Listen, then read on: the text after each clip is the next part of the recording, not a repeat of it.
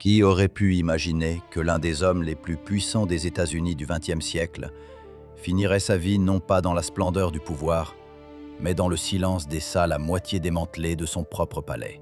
Que l'homme qui façonnait l'opinion publique du pays, créait des crises politiques et déterminait le destin des présidents, se retrouverait prisonnier de sa propre merveille architecturale. L'histoire de Hearst Castle ne commence pas par la grandeur, mais par une demande presque banale.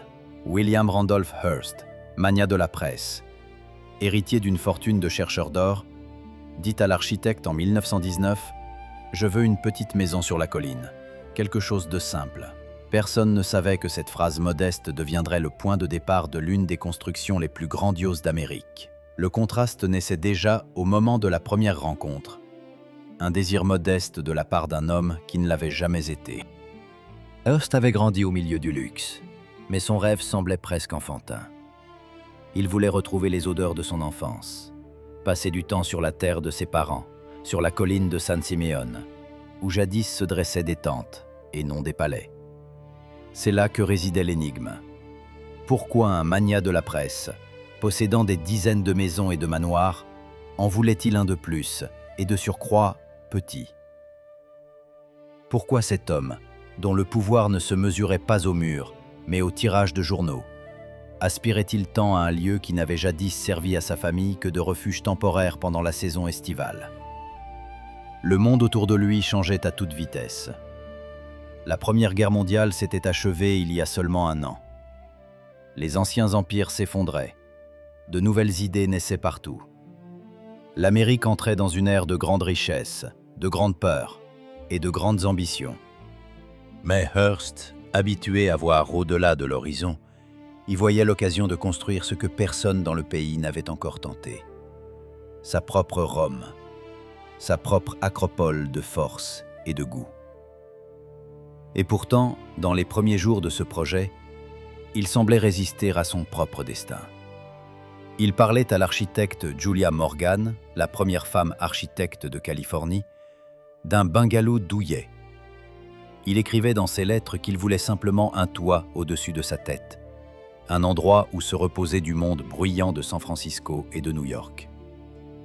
Mais il suffisait de regarder la colline pour que cela devienne évident. Une petite maison n'y survivrait pas. L'altitude, le vent, le panorama sur l'océan, tout cela exigeait de l'ampleur. Et Hearst, homme de l'éternelle compétition, ne pouvait y résister. Son rêve commença à gonfler, comme une voile qui aurait attrapé un nouveau vent. La maison devint un projet, le projet, une idée, l'idée, un symbole. Et pourtant, derrière cette grandeur montante se cachait une ombre à peine perceptible. L'ombre d'un homme qui était entouré de gloire, mais qui n'a jamais appris à se sentir chez lui. L'ombre d'un garçon qui a passé son enfance au milieu des expéditions de son père et des améliorations sans fin du ranch familial, mais qui n'a jamais eu son propre coin, construit selon sa volonté. Ainsi commence une histoire qui semble disproportionnée à une vie humaine ordinaire. L'histoire de la façon dont un rêve a grandi jusqu'à la taille d'un empire. Et pourquoi ce même rêve est devenu la cause de sa perte. Lorsque Julia Morgan est montée pour la première fois au sommet de San Simeon, elle n'a pas vu un endroit pour une petite maison, mais une scène, comme créée pour une tragédie antique. 3 collines convergeaient en une seule ligne. L'océan s'étendait en contrebas, comme de l'argent liquide, et le vent apportait des odeurs de sauge et de poussière. Ce n'était pas un terrain, mais un espace qui exigeait une réponse architecturale. Morgan l'a ressenti immédiatement. Et, ce qui est surprenant, Hearst aussi. Pendant un certain temps encore, il a fait semblant que le projet resterait modeste. Mais la prétention, c'est un luxe qui s'accorde mal avec le génie. Déjà quelques mois plus tard, la petite maison commençait à se transformer en Casa Grande. Et 1 an plus tard, en une conception capable d'engloutir non seulement l'argent du magnat des médias, mais aussi une décennie de sa vie. Mais il ne s'agissait pas de luxe. Hearst avait déjà construit auparavant. Il achetait des tableaux, des meubles, des églises, des fontaines. Il achetait tout ce qui pouvait être transporté et placé à un nouvel endroit. Sa passion de collectionneur était presque maladive. Il ne collectionnait pas des objets, il collectionnait des preuves. Des preuves de goût, de force, de statut. Mais ici, sur la colline, il fut confronté pour la première fois à ce qu'il ne pouvait acheter tout fait. Les murs, les escaliers, les arches infinies, tout devait être créé de toutes pièces. Et c'est précisément là qu'est né le conflit qui accompagnerait le projet jusqu'au dernier jour. Julia Morgan était une architecte d'ordre. Hearst, un architecte du chaos. Il voulait une tour de cathédrale, et elle la concevait. Une semaine plus tard, il en voulait 2. Il rêvait d'une piscine romaine. Elle commençait les calculs. Puis il la voulait un peu plus grande, jusqu'à ce que ce « un peu » ne se transforme en une nouvelle fondation et une nouvelle géométrie.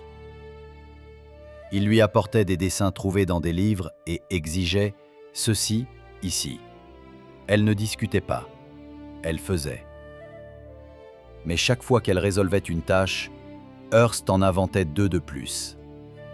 La maison grandissait comme un organisme, illogiquement, imprévisiblement, mais vivante.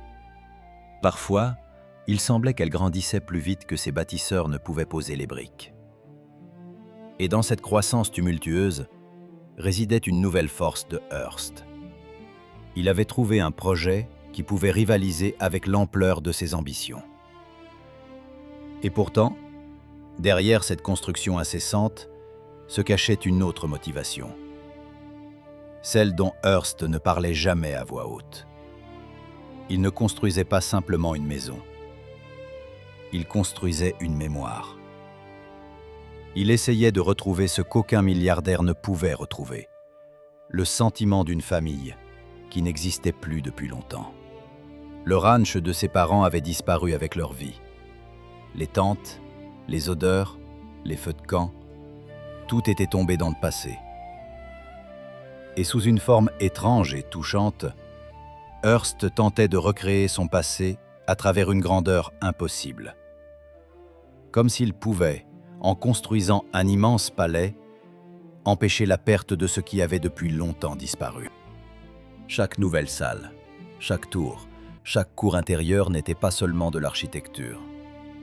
C'étaient des souvenirs qu'il transformait en pierre, afin qu'ils ne puissent plus s'évaporer. Ainsi naquit Hearst Castle, non pas comme le palais d'un magnate de la presse, mais comme une tentative d'arrêter le temps. Au milieu des années 1920, Hearst Castle ne pouvait plus être appelé une maison. Il était devenu une ville en miniature, ou, plus précisément, une ville-vision qui ne pouvait naître que dans l'esprit d'un homme vivant simultanément dans le passé et le futur. Le travail battait son plein jour et nuit. Sur la colline, les bétonnières grondaient, les grues s'élevaient, les marteaux frappaient, les tailleurs de pierre d'Italie, du Mexique, de Grèce résonnaient. Le soir, le vent portait l'odeur de la chaux et du métal chaud le long de toute la côte. Pendant ce temps, Hearst continuait d'apporter de nouveaux trésors. Chaque semaine apportait quelque chose d'absurde. Des panneaux médiévaux de monastères espagnols, des tapisseries de Flandre, des statues antiques, des bas-reliefs, des vasques de fontaines, des vitraux, des portails, des colonnes. Il n'achetait pas des objets, mais des époques entières, et exigeait que chacune d'elles trouve sa place dans son château. Et cela créait des problèmes. Morgan concevait l'espace en s'appuyant sur la logique et le style. Hearst, lui, s'appuyait uniquement sur l'impulsion émotionnelle. S'il aimait une porte du XIVe siècle, elle devait se trouver ici, dans ce mur. La taille ne convenait pas, le mur devait être reconstruit. Le style ne convenait pas, alors changez le style. Les ouvriers plaisantaient déjà en disant que le château ne serait jamais achevé, car son propriétaire ne construisait pas un bâtiment, mais une lubie. Dans une certaine mesure, ils avaient raison. Mais il y avait un autre regard, celui de ceux qui venaient ici pour la première fois. Pour les invités de Hearst, cet endroit semblait un miracle. Acteurs, réalisateurs, politiciens, financiers d'Hollywood, ils montaient la colline par le Serpentin et restaient sans voix. Le château brillait au-dessus de l'océan, comme un mirage. La nuit, les tours s'illuminaient de guirlandes électriques. La piscine reflétait le clair de lune, et l'air se remplissait du parfum des fleurs provenant des 3 douzaines de jardins que Morgan avait conçus, avec une précision presque monacale. Mais dans ce luxe se cachait une étrange cruauté. Hearst Castle devint un piège pour son créateur. Le jour, il donnait des ordres sur le chantier. Le soir, il dictait des articles à ses journaux. La nuit, il recevait des invités et tentait de paraître l'hôte de la fête. Mais il ne trouvait nulle part de véritable repos. Les murs qu'il élevait lui semblaient trop étroits. Les pièces, trop vides. Les invités, trop éphémères. Même sa relation avec Marion Davies, l'actrice qu'il aimait, devenait partie intégrante du décor. Elle se réjouissait de son attention et lui essayait à travers elle de combler un vide intérieur qu'aucun palais ne pouvait masquer. Et pourtant, le château grandissait. Même lorsque l'argent s'en allait plus vite qu'il n'arrivait. Même lorsque les ambitions politiques de Hearst commençaient à détruire son propre empire. Même lorsque les journaux, pour la première fois depuis longtemps, commençaient à afficher des pertes. Il ne pouvait pas s'arrêter. Comme si chaque nouvelle pierre lui donnait un jour de plus de conviction que son monde était sous contrôle. Mais Morgan voyait que le contrôle lui échappait. Elle savait, tout bâtiment porte en lui le caractère de son créateur. Et Hearst Castle devenait de plus en plus imprévisible, tout comme l'homme qui le dirigeait. À la fin des années 1920, Hearst Castle atteignit une grandeur qui à la fois impressionnait et inquiétait. Il devint le symbole d'un luxe que l'Amérique n'avait pas encore connu. Les gens d'en bas, à San Simeon, racontaient des légendes.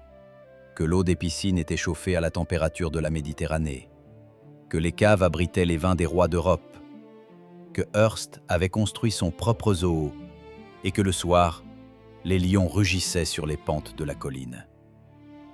Ces légendes étaient vraies, presque entièrement. Hearst avait effectivement créé une ménagerie privée. Des zèbres paissaient sur les collines, des antilopes grimpaient fièrement sur les corniches, et des chimpanzés vivaient dans des maisons spécialement construites. Il voulait que les invités, en montant par le Serpentin, se sentent comme des visiteurs d'un royaume fantastique. Et ils le ressentaient. Mais plus le château devenait grandiose, plus ses fissures cachées s'agrandissaient. La première fissure était financière. Hearst construisait comme si l'argent était infini. Mais son empire médiatique commençait à s'enliser. Les journaux perdaient des lecteurs, les dépenses augmentaient, les campagnes politiques qu'il finançait échouaient. Les actifs fondaient comme la glace sous le soleil californien. Il contractait des prêts, vendait des actions, mais la construction engloutissait toujours plus que ce que l'entreprise rapportait. Hearst Castle devint une coupe sans fond qu'il était impossible de remplir. La deuxième fissure était personnelle. Marion Davies, son incomparable compagne, le surprenait de plus en plus souvent dans des moments de perplexité. Elle savait qu'il ne dormait pas la nuit, qu'il lisait les rapports de profits et pertes, qu'il fronçait les sourcils en se demandant comment préserver à la fois le château et sa réputation. Elle savait aussi que sa famille le pressait. Hearst était toujours marié et ses fils ne pouvaient accepter ouvertement Marion. À ses yeux, il devenait non pas le maître de la colline, mais un homme qui craignait de tomber. La troisième fissure, la plus silencieuse, était architecturale. Le projet avait pris des proportions pour lesquelles il n'avait jamais été conçu. Les tours devenaient plus lourdes que ce que les fondations de la colline permettaient. L'eau des piscines s'infiltrait dans le sol, exigeant de nouveaux tuyaux, de nouvelles pompes, de nouvelles reconstructions. Chaque mur nord souffrait des vents du Pacifique, comme si le temps lui-même tentait de détruire cette tentative de le défier. Morgane voyait tout cela, mais elle se taisait, non par peur, mais par compréhension. Elle savait. Hearst ne construisait pas le château pour le luxe. Il le construisait comme un bouclier. Et comme tout bouclier fait d'illusions, il devait tôt ou tard se fissurer. En 1929, le monde s'effondra avec la bourse de Wall Street. Et le coup frappa en plein cœur l'empire de Hearst. Les journaux fermaient les uns après les autres, les annonceurs disparaissaient, les revenus chutaient rapidement. Et la construction sur la colline coûtait des centaines de milliers de dollars par mois. Et alors, Hearst fit pour la première fois de sa vie ce qu'il craignait le plus. Il commença à réduire ses propres rêves. Il demanda à Morgane de réduire les devis, de geler les tours, de reporter les nouveaux projets. Elle écoutait et agissait. Mais elle savait que c'était temporaire. La grandeur du château était devenue son fardeau. Et Hearst, qui avait toujours dirigé des villes depuis les rédactions de ses journaux, se sentit pour la première fois impuissant face à sa propre création. Il continuait à recevoir des invités, à sourire, à raconter des histoires. Mais tous voyaient. Son éclat était devenu plus mince, comme une dorure trop longtemps frottée. La colline de San Siméon n'était plus son trône. Elle devenait sa prison. Parfois, la grandeur extérieure s'empare d'une personne si fortement que l'âme commence à se fissurer de l'intérieur. Sur la colline de San Siméon, cela s'est produit silencieusement. Personne n'a entendu le premier claquement retentissant. Mais les fissures suivantes ne pouvaient plus être cachées. Au début des années 30, la crise financière s'abattit entièrement sur Hearst. Il devait des millions. Des sommes qui, converties à l'économie moderne, équivalent à des décennies de travail de milliers de personnes. Les banques exigeaient de vendre les collections, d'arrêter la construction, de réduire les dépenses. Il y avait plus de douleur dans chacun de ces mots que dans n'importe quelle défaite politique qu'il avait subie auparavant. Mais la véritable tragédie ne résidait pas dans les chiffres. Elle était dans ce que Hearst craignait d'admettre même à lui-même. Son propre projet commençait à vivre sans lui. Il ne gérait plus les détails. Il ne choisissait plus la pierre, ne discutait plus de la forme des colonnes, ne planifiait plus une nouvelle fontaine. Même Morgane, d'habitude calme et résolue, remarqua qu'il évitait de discuter des délais et des plans. Son attention manquait de la force nécessaire pour embrasser ce qu'il avait autrefois conçu. C'est alors que Marion Davies refit son apparition. Une personne que tout le monde voyait comme une lumière légère de la comédie, mais dont peu savaient à quel point elle pouvait être ferme. Elle voyait ce qui se passait. Hearst cessait d'être lui-même. Il était en proie à des crises d'anxiété. Il passait des heures à essayer d'équilibrer les budgets, au lieu d'admirer le coucher de soleil sur le Pacifique, qu'il inspirait autrefois pour une nouvelle tour ou une terrasse. Il devenait irritable, parfois dur et surtout renfermé. Marion fit ce que personne d'autre ne faisait. Elle commença à vendre les actifs qu'elle avait gagnés pour le sauver de la faillite. Des témoignages contemporains indiquent qu'elle vendit des bijoux, des biens immobiliers, ses propres investissements. Elle n'exigeait aucune gratitude. Elle comprenait simplement que si le château s'effondrait, Hearst s'effondrerait avec lui. Mais il y avait aussi un revers. Les fils de Hearst voyaient leur père accorder presque tout son espace émotionnel à une autre femme, pas à leur mère. Ils comprenaient que Marion n'était pas simplement une actrice, pas simplement une compagne. Elle était le centre de son monde. Cela déchirait la famille, qui vivait déjà séparée. C'est là que se manifesta l'ambivalence morale qui avait toujours suivi Hearst. Il aimait, il inspirait, il créait. Mais ce faisant, il détruisait les espaces intérieurs silencieux d'autres personnes, sans même le remarquer. Sa femme, Millicent, se trouvait à New York, plongée dans la philanthropie. Elle ne cherchait pas la confrontation, mais son absence devenait un vide symbolique. La famille et l'Empire existaient physiquement, mais le lien entre leurs parties n'existait plus. C'est précisément pendant cette période que la construction de Hearst Castle devint le reflet d'un conflit interne, et non d'un triomphe extérieur. C'était toujours une maison de grandeur, mais ce n'était plus la maison du maître. Les tours, comme un miroir, montraient sa peur de perdre le contrôle. Les piscines, une illusion de profondeur qui n'existait plus. Les fresques, une immobilité à laquelle Hearst aspirait dans le chaos de sa vie. Les invités qui venaient en ces années le décrivaient comme un homme qui s'efforçait d'être le même, mais dont les yeux révélaient quelque chose de nouveau, de la fatigue, de l'incertitude, peut-être même de la honte. C'était le moment où il aurait pu s'arrêter. Mais il ne savait pas faire. Tout ce que Hearst avait fait dans sa vie était un mouvement en avant. Et maintenant, c'est ce mouvement même qui le poussait vers l'abîme. La crise ne vient jamais seule. Elle se déplace en vagues, balayant les piliers que l'homme croyait indestructibles. Pour Hearst, cette vague s'est levée au milieu des années 30, lorsque les créanciers ont cessé de croire en sa capacité à maintenir son empire. Le temps des négociations était révolu. Le temps des concessions était venu. Ce moment marqua le début de sa rupture intérieure. Hearst Castle, qu'il avait construit comme son panthéon personnel, exigeait désormais des sacrifices. Les banques insistaient. Les collections devaient être vendues, la construction gelée, les dépenses réduites presque à zéro.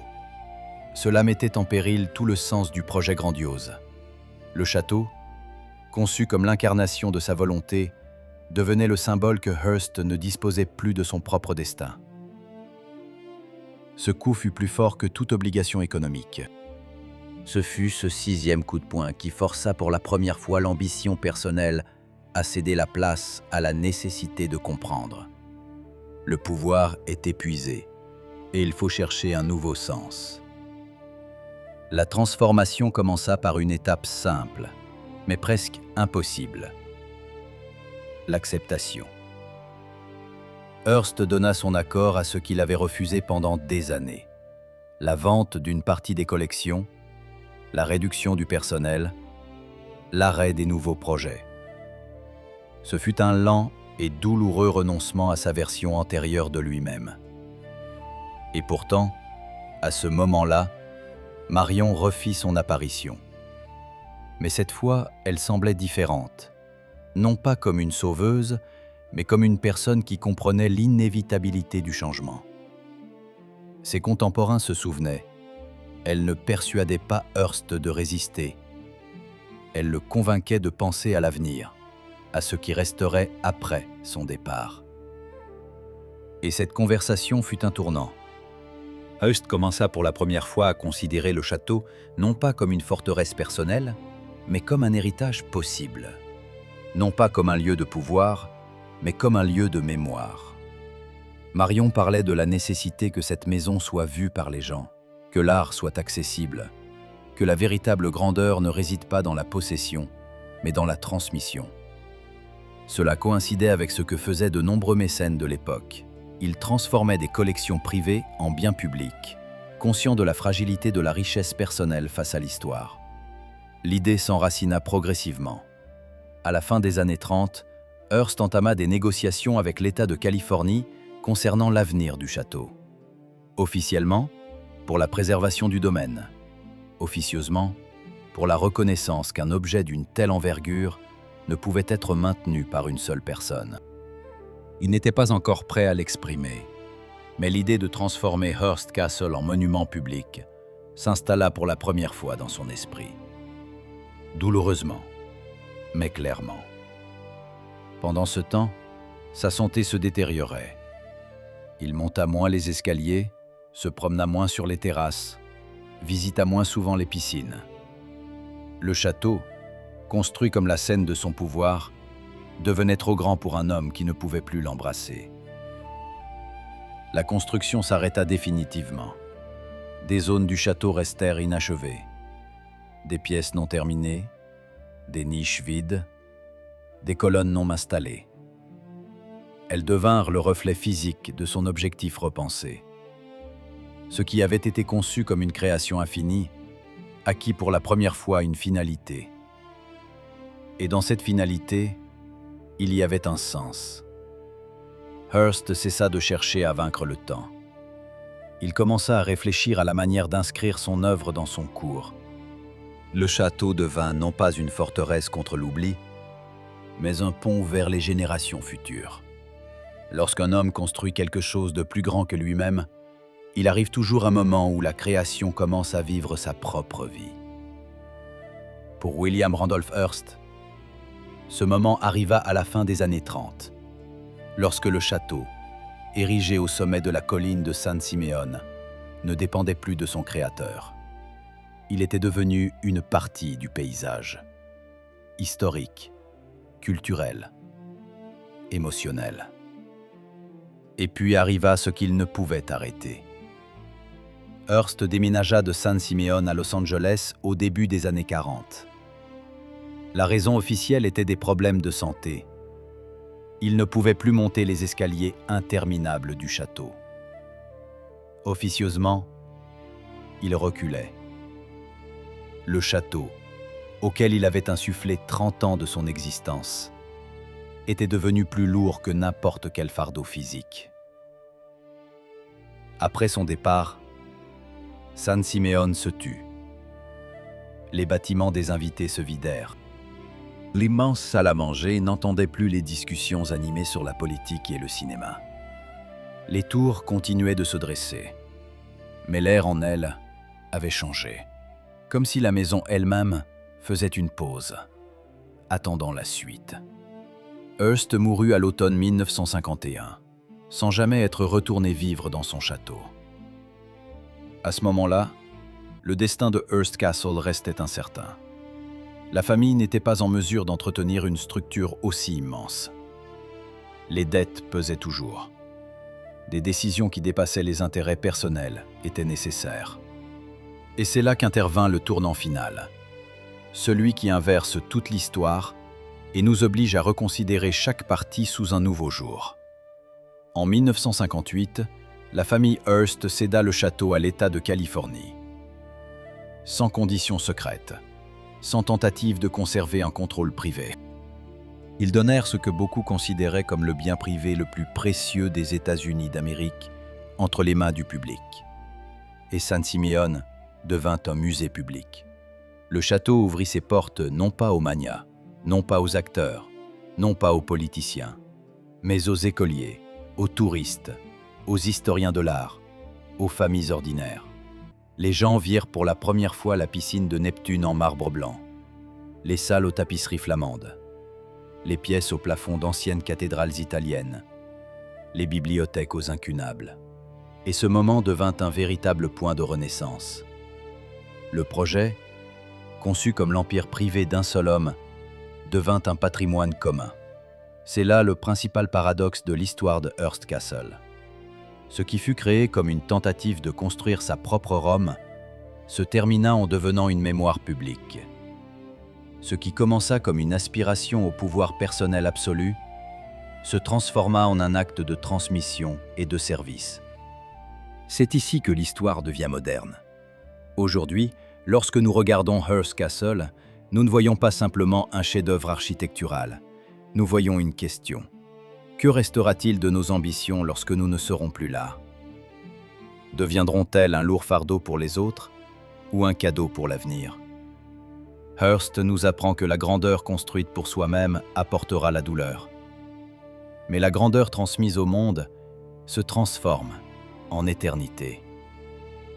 Chaque colonne de ce château est un rappel que le succès sans sens se transforme en pierre. Chaque tour, que le rêve doit être plus grand que l'homme, sinon il l'écrasera. Chaque pièce inachevée, que l'inachèvement peut aussi devenir un héritage, si on le comprend bien. Hearst Castle est devenu le Gatsby américain de pierre. L'ampleur, le luxe, la chute, tout est présent. Mais la fin est différente. Là où Gatsby s'est noyé dans ses propres illusions, Hearst, à travers la douleur, les dettes, l'amour, les ambitions et les pertes, a tout de même construit quelque chose qui lui a survécu. Cela fait de son histoire non pas une tragédie, mais un avertissement.